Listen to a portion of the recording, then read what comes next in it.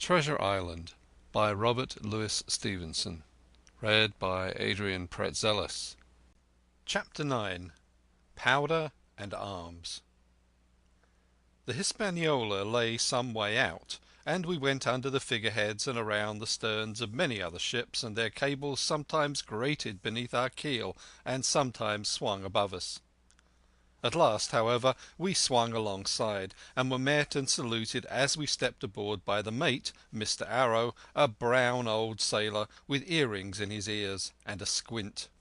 He and the squire were very thick and friendly, but I soon observed that things were not the same between Mr. Trelawney and the captain. This last was a sharp-looking man who seemed angry with everything on board, and was soon to tell us why, for we had hardly got down into the cabin when a sailor followed us. "Captain Smollett, sir, axing to speak with you," said he. "I am always at the captain's orders. Show him in," said the squire.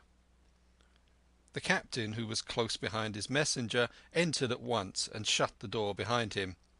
"Well, Captain Smollett, what have you to say? All well, I hope, all shipshape and seaworthy?" "Well, sir," said the captain, "better speak plain, I believe, at the risk of offence. I don't like this cruise. I don't like the men, and I don't like my officer. That's short and sweet." "Perhaps, sir, you don't like the ship?" inquired the squire, very angry, as I could see. "I can't speak to that, sir, not having seen her tried," said the captain. "She seems a clever craft. More I can't say." "Possibly, sir, you may not like your employer either," said the squire. But here Dr. Livesey cut in. "Stay a bit," said he. "Stay a bit. No use of such questions as that, but to produce ill feeling. The captain has said too much, or he has said too little, and I am bound to say that I require an explanation of his words. You don't, you say, like this cruise. Now why?" "I was engaged, sir, on what we call sealed orders, to sail this ship for that gentleman where he should bid me," said the captain. "So far, so good. But now I find that every man before the mast knows more than I do. I don't call that fair. Now, do you?" "No," said Dr. Livesey, "I don't." "Next," said the captain, "I learn that we are going after treasure. Hear it from my own hands, mind you. Now, treasure is ticklish work. I don't like treasure voyages on any account, and I don't like them above all when they are secret, and when, begging your pardon, Mr. Trelawney, the secret has been told to the Parrot." "Silver's Parrot?" asked the squire. "It's a way of speaking," said the captain. "Blabbed, I mean. It's my belief neither of you gentlemen know what you are about, but I'll tell you my way of it, life or death, and a close run." "That is all clear, and I dare say true enough," replied Dr. Livesey. "We take the risk, but we are not so ignorant as you believe us. Next, you say you don't like the crew. Are they not good seamen?" "I don't like them, sir," returned Captain Smollett, "and I think I should have had the choosing of my own hands, if you go to that." "Perhaps you should," replied the doctor. "My friend should perhaps have taken you along with him, but the slight, if there be one, was unintentional. And you don't like Mr. Arrow?" "I don't, sir. I believe he's a good seaman, but he's too free with the crew to be a good officer. A mate should keep himself to himself, shouldn't drink with the men before the mast." "Do you mean he drinks?" cried the squire. "No, sir," replied the captain. "Only that he's too familiar." "Well, now, and the short and the long of it, captain?" asked the doctor. "Tell us what you want." "Well, gentlemen, are you determined to go on this cruise?" "Like iron," answered the squire. "Very good," said the captain. "Then, as you've heard me very patiently saying things that I could not prove, Hear me a few words more. They are putting the powder and arms in the fore-hold. Now, you have a good place under the cabin. Why not put them there? First point. Then you are bringing 4 of your own people with you, and they tell me some of them are to be berthed forward.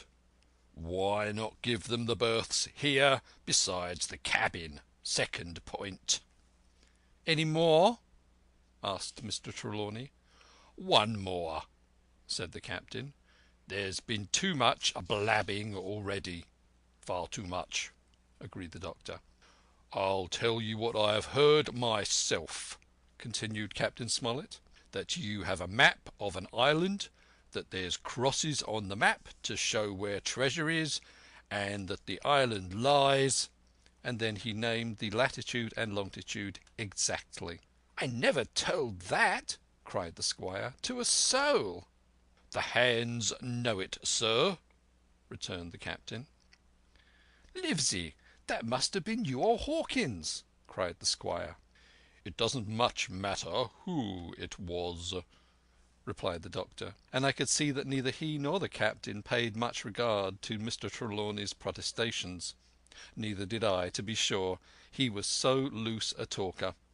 Yet in this case I believe he was really right, and that nobody had told the situation of the island. "Well, gentlemen," continued the captain, "I don't know who has this map, but I make it a point it shall be kept secret even from me and Mr. Arrow. Otherwise, I would ask you to let me resign." "I see," said the doctor. "You wish us to keep this matter dark, and to make a garrison of the stern part of the ship, manned with my friend's own people, and provided with all the arms and powder on board. In other words, you fear a mutiny." "Sir," said Captain Smollett, "with no intention to take offence, I deny your right to put words into my mouth. No captain, sir, would be justified in going to sea at all if he had ground enough to say that. As for Mr. Arrow, I believe him thoroughly honest. Some of the men are the same, all may be, for what I know, but I am responsible for the ship's safety and the life of every man jack aboard of her. I see things going, as I think, not quite right, and I ask you to take certain precautions, or let me resign my berth, and that's all." "Captain Smollett," began the doctor with a smile, "did you ever hear the fable of the mountain and the mouse? You'll excuse me, I dare say, but you remind me of that fable. When you came in here, I'll stake my wig you meant more than this." "Doctor," said the captain, "you are smart. When I came in here, I meant to get discharged. I had no thought that Mr. Trelawney would hear a word." "No more I would," cried the squire. "Had Livesey not been here, I should have seen you to the deuce. As it is, I have heard you. I will do as you desire, but I think the worst of you." "That's as you please, sir," said the captain. "You'll find I do my duty." And with that he took his leave. "Trelawney," said the doctor, "contrary to all my notions, I believe you have managed to get 2 honest men on board with you. That man and John Silver." "Silver, if you like," cried the squire. "But as for that intolerable humbug, I declare I think his conduct unmanly, unsailorly, and downright un-English." "Well," said the doctor, "we shall see." When we came on deck, the men had begun already to take out the arms and powder, yo-hoing at their work, while the captain and Mr. Arrow stood by superintending. The new arrangement was quite to my liking. The whole schooner had been overhauled. 6 berths had been made astern out of what had been the after part of the main hold, and this set of cabins was only joined to the galley and forecastle by a sparred passage on the port side. It had been originally meant that the captain, Mr. Arrow, Hunter, Joyce, the doctor, and the squire were to occupy these 6 berths. Now Redruth and I were to get two of them, and Mr Arrow and the captain were to sleep on deck in the companion, which had been enlarged on either side till you might almost have called it a roundhouse. Very low it was still, of course, but there was room to swing two hammocks, and even the mate seemed pleased with the arrangement. Even he, perhaps, had been doubtful as to the crew, but that is only guess, for, as you shall hear, we had not long the benefit of his opinion. We were all hard at work changing the powder and the berths, when the last man or two, and Long John along with them, came off in a shore boat. The cook came up the side like a monkey for cleverness, and as soon as he saw what was doing, "So ho, mates," said he. "What's this?" "We're a changing the powder, Jack," answers one. "Why, by the powers," cried Long John, "if we do, we'll miss the morning tide." "My orders," said the captain shortly. "You may go below, my man. Hands will want supper." "Aye, aye, sir," answered the cook, and touching his forelock he disappeared at once in the direction of his galley. "That's a good man, Captain," said the doctor. "Very likely, sir," replied Captain Smollett. "Easy with that, men, easy." He ran on to the fellows who were shifting the powder, and then, suddenly observing me examining the swivel we carried amidships, a long brass 9, "Here you, ship's boy," he cried, "out of that. Off with you to the cook and get some work." And then, as I was hurrying off, I heard him say quite loudly to the doctor, "I'll have no favourites on my ship." I assure you I was quite of the squire's way of thinking, and hated the captain deeply. Chapter 10. The Voyage. All that night we were in a great bustle getting things stowed in their place, and boatfuls of the squire's friends, Mr Blandley and the like, coming off to wish him a good voyage and a safe return. We never had a night at the Admiral Benbow when I had half the work, and I was dog-tired when, a little before dawn, the boatswain sounded his pipe and the crew began to man the capstan bars. I might have been twice as weary, yet I would not have left the deck. All was so new and interesting to me: the brief commands, the shrill notes of the whistle, the men bustling to their places in the glimmer of the ship's lanterns. "Now, Barbecue, tip us a stave," cried one voice. "The old one," cried another.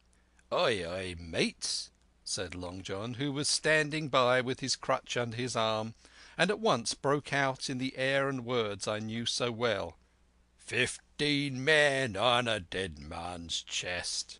And then the whole crew bore chorus, "Yo ho ho and a bottle of rum." And at the third ho drove the bars before them with a will. Even at that exciting moment it carried me back to the old Admiral Benbow in a second, and I seemed to hear the voice of the captain piping in the chorus. But soon the anchor was short up, soon it was hanging dripping at the bows, soon the sails began to draw and the land and shipping to flit by on either side, and before I could lie down to snatch an hour of slumber, the Hispaniola began her voyage to the Isle of Treasure. I am not going to relate the voyage in detail. It was fairly prosperous. The ship proved to be a good ship, and the crew were capable seamen, and the captain thoroughly understood his business. But before we came the length of Treasure Island, 2 or 3 things had happened which require to be known. Mr Arrow, first of all, turned out even worse than the captain had feared. He had no command among the men, and people did what they pleased with him. But that was by no means the worst of it, for after a day or two at sea he began to appear on deck with hazy eye, red cheeks, stuttering tongue, and other marks of drunkenness. Time after time he was ordered below in disgrace. Sometimes he fell and cut himself, sometimes he lay all day long in his little bunk at one side of the companion. Sometimes for a day or two he would be almost sober, and attend to his work at least passably. In the meantime we could never make out where he got the drink. That was the ship's mystery. Watch him as we pleased, we could do nothing to solve it, and when we asked him to his face he would only laugh if he were drunk, and if he were sober, deny solemnly that he ever tasted anything but water.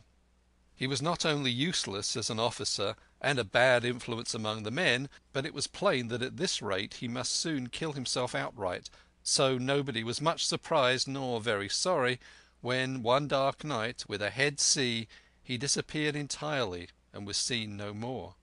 "Overboard," said the captain. "Well, gentlemen, that saves the trouble of putting him in irons." And there we were without a mate, and it was necessary, of course, to advance one of the men. The boatswain, Job Anderson, was the likeliest man aboard, and though he kept his old title, he served in a way as mate. Mr. Trelawney had followed the sea, and his knowledge made him very useful, for often he took a watch himself in easy weather. And the coxswain, Israel Hands, was a careful, wily, old, experienced seaman, who could be trusted at a pinch with almost anything. He was a great confidant of Long John Silver, and so the mention of his name leads me on to speak of our ship's cook, Barbecue, as the men called him.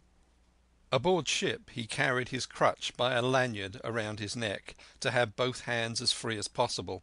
It was something to see him wedge the foot of the crutch against a bulkhead, and, propped against it, yielding to every movement of the ship, get on with his cooking like someone safe ashore. Still more strange was it to see him in the heaviest of weather cross the deck. He had a line or two rigged up to help him across the widest spaces. Long John's earrings they were called, and he would hand himself from one place to another, now using the crutch, now trailing it alongside by the lanyard, as quickly as another man could walk. Yet some of the men who had sailed with him before expressed their pity to see him so reduced. "He's no common man, Barbecue," said the coxswain to me. "He had a good schooling in his young days, and can speak like a book when he's so minded. And brave! A lion's nothing longside of Long John. I've seen him grapple four and knock their heads together, him unarmed." All the crew respected and even obeyed him. He had a way of talking to each and doing everybody some particular service.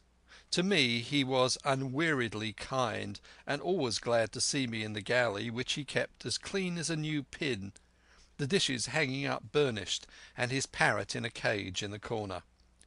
"Come away, young Hawkins," he would say. "Come and have a yarn with John.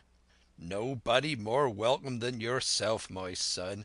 Sit you down and hear the news. Here's Captain Flint. I calls my parrot Captain Flint, after the famous buccaneer. Here's Captain Flint predicting success to our voyage. Wasn't you, Captain?" And the parrot would say with great rapidity, "Pieces of 8, pieces of 8, pieces of 8," till you wondered that it was not out of breath, or till John threw his handkerchief over the cage. "Now that bird," he would say, "is maybe 200 years old, Hawkins. They live forever mostly, and if anybody see more wickedness, it must be the devil himself. She's sailed with England, the great Captain England, the pirate. She's been at Madagascar and at Malabar and Surinam and Providence and Portobello. She was at the fishing up of the wrecked plate ships. It's there she learned pieces of 8, and little wonder, 350,000 of 'em, Hawkins. She was at the boarding of the Viceroy of the Indies out of Goa, she was, and to look at her you would think she was her babby. But you smelt powder, didn't you, Captain?" "Stand by to go about," the parrot would scream. "Ah, she's a handsome craft, she is," the cook would say, and give her sugar from his pocket.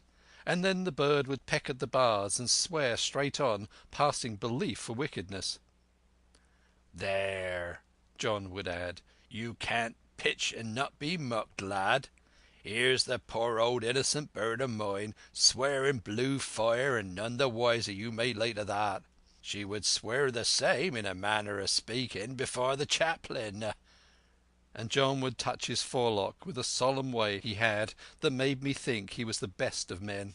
In the meantime the squire and Captain Smollett were still on pretty distant terms with one another. The squire made no bones about the matter. He despised the captain. The The captain, on his part, never spoke but when he was spoken to, and then sharp and short and dry, and not a word wasted. He owned, when driven into a corner, that he seemed to have been wrong about the crew, that some of them were as brisk as he wanted to see, and all had behaved fairly well. As for the ship, he had taken a downright fancy to her. "She'll lie a point nearer the wind than a man has the right to expect of his own married wife, sir. But," he would add, "all I say is, we're not home again, and I don't like the cruise." The squire at this would turn away and march up and down the deck, chin in air. "A trifle more of that, man," he would say, "and I should explode." We had some heavy weather, which only proved the qualities of the Hispaniola. Every man on board seemed well content, and they must have been hard to please if they had been otherwise, for it is my belief that there was never a ship's company so spoiled since Noah put to sea. Double grog was going at the least excuse. There was duff on odd days, as, for instance, if the squire heard it was any man's birthday, and always a barrel of apples standing broached in the waist for anyone to help himself that had a fancy. "Never knew good to come of it yet," the captain said to Dr. Livesey. "Spoil forecastle hands, make devils. That's my belief." But good did come of the apple barrel, as you shall hear. For if it had not been for that, we should have had no note of warning, and might all have perished by the hand of treachery. This is how it came about. We had run up the trades to get wind of the island we were after. I am not allowed to be more plain, and now we were running down for it with a bright lookout day and night. It was about the last day of our outward voyage, by the last computation. Some time that night, or latest before noon of the morrow, we should sight the Treasure Island. We were heading southwest, and had a steady breeze abeam and a quiet sea. The Hispaniola rolled steadily, dipping her bowsprit now and then with a whiff of spray. All was drawing alow and aloft. Everyone was in the bravest spirits, because we were now so near an end of the first part of our adventure. Now, just after sundown, when all my work was over and I was on my way to my berth, it occurred to me that I should like an apple. I ran on deck. The watch was all forward, looking out for the island. The man at the helm was watching the luff of the sail and whistling away gently to himself, and that was the only sound, excepting the swish of the sea against the bows and around the sides of the ship. In I got bodily into the apple barrel, and found there was scarce an apple left, but sitting down there in the dark, what with the sound of the waters and the rocking movement of the ship, I had either fallen asleep or was on the point of doing so, when a heavy man sat down with rather a clash close by. The barrel shook as he leaned his shoulders against it, and I was just about to jump up when the man began to speak. It was Silver's voice, and before I had heard a dozen words I would not have shown myself for all the world, but lay there trembling and listening in the extreme of fear and curiosity, for from these dozen words I understood that the lives of all the honest men aboard depended upon me alone. End of Chapter 10.